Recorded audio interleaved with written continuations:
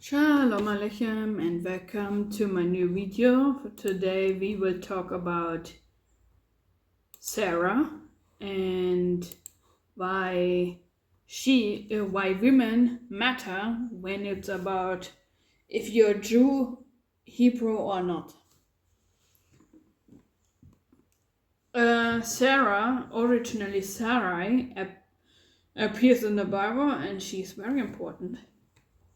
Genesis 11:29-30, and Abram and Nahor took them wives.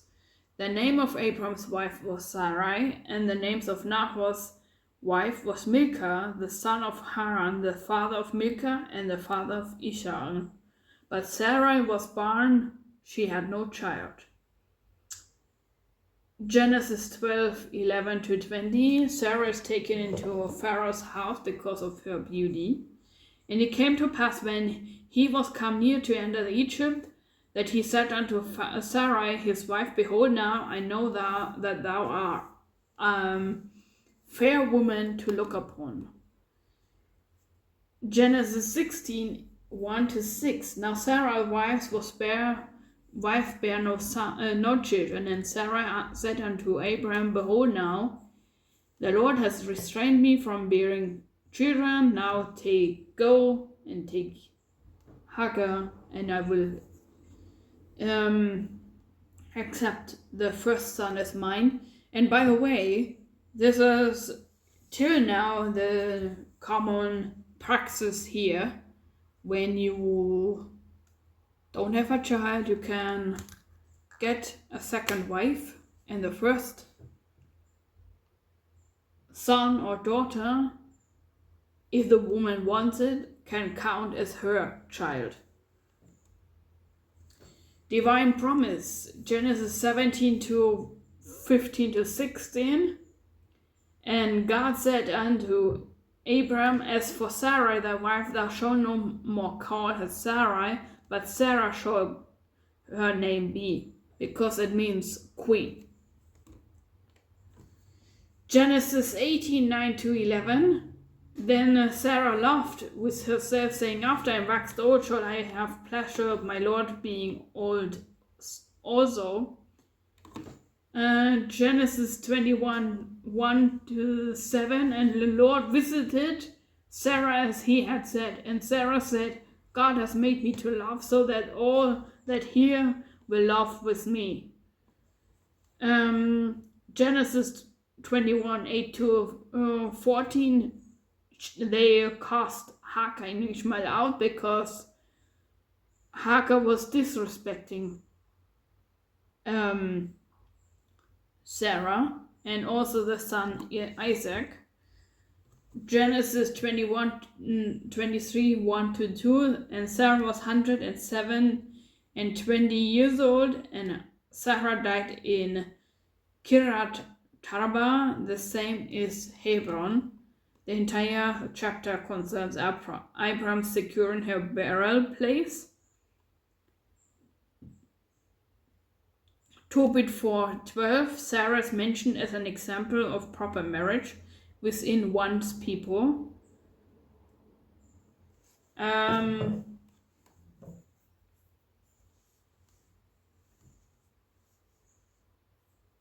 Judith 8:26. Remember what things he did to Abraham and how he proved Isaac.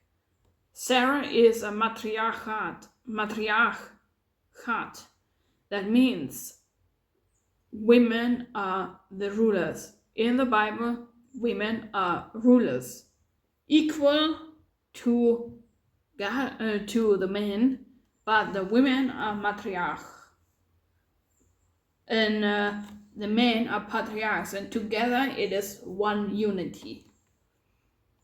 Sarah 44:19-21. Abram is praised, Sarah is impiled as a covenant mother.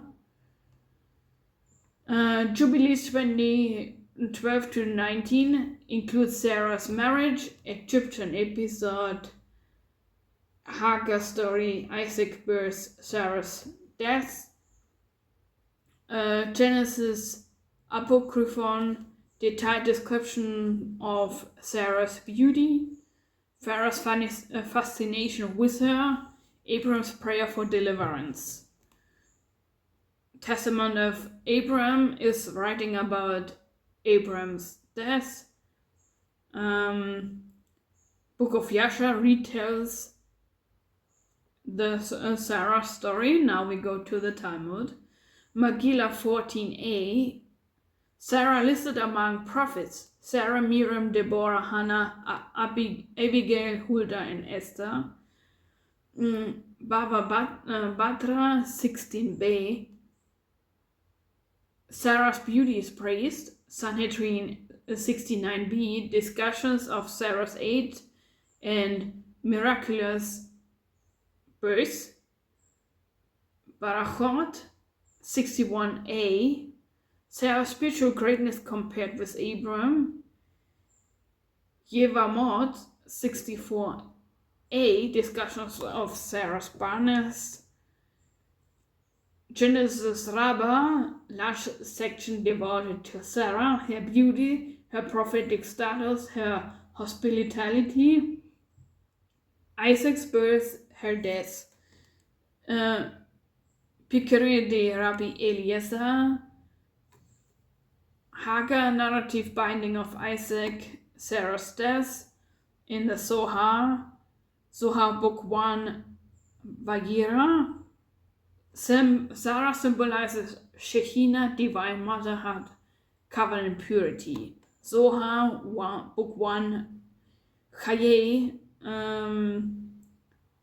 Sarah's death, cave of Machpelah, her spiritual evolution. Zohar book 3, Sarah represents a perfected feminine aspect of holiness. Sarah is explicitly several times. Romans 4:19, neither yet the deadness of Sarah's womb. Romans 9:9, Sarah shall have a son. Galatians 4:22-31. Paul presents Sarah and Hagar like this. But Jerusalem, which is above, is free, which is the mother of all. Sarah symbolizes freedom and promise, and Torah, obedience. Hebrews 11, verse 11, through faith also Sarah herself received strength to conceive seed. Hebrews 11:12, continuous discussion of her faith. 1 Peter 3:5-6 says, even as Sarah obeyed Abram, calling him Lord. Gospel of Philip uses Sarah in discussion of spiritual birth and covenant. Questions of Bartholomew is about Abraham and Sarah. Arabic infancy gospel explains more about Abraham and Sarah. Cave of Treasures explains traditions about Sarah's life and burial. Hammadi, exegesis of the soul, uses Old Testament women, including Sarah's spiritual symbols. Gospel of Philip uses Sarah as a typology. Hypostasis of archons contains Abraham's lineage. And I seriously like it, and now we discuss about why women matter. Why Jewishness depends on the mother. In traditional Judaism, Jewish identity is generally inherited through the mother. This principle is known as matriarchal descent. Biblical big background. The Torah does not only explicit it, but commands it.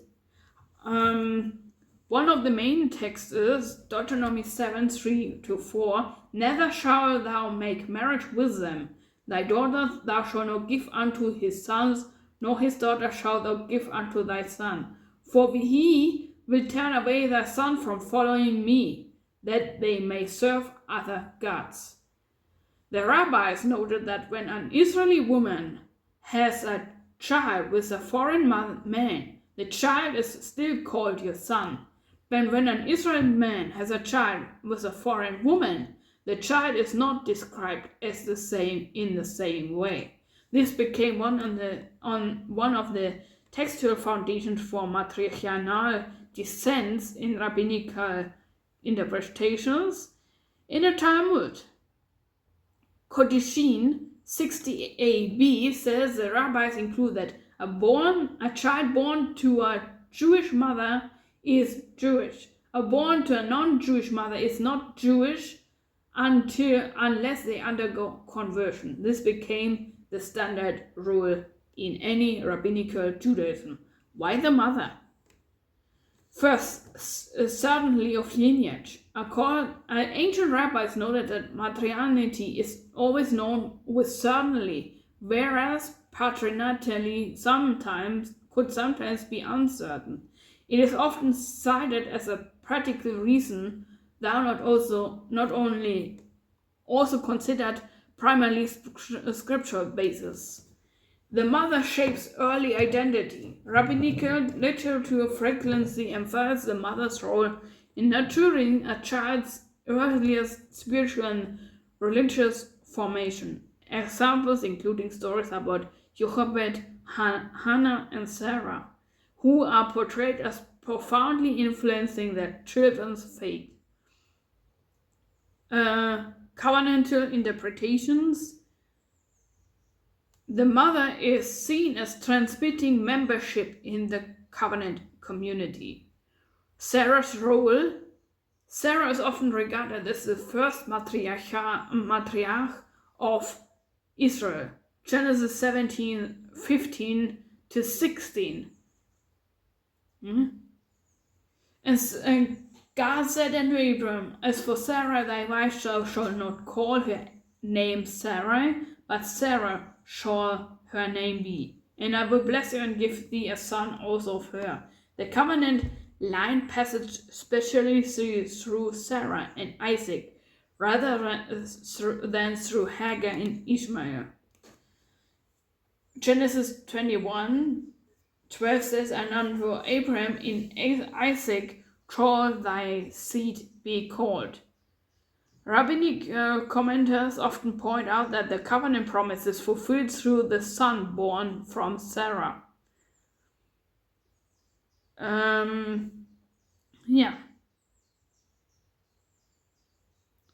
I hope this helps you to understand why women matter.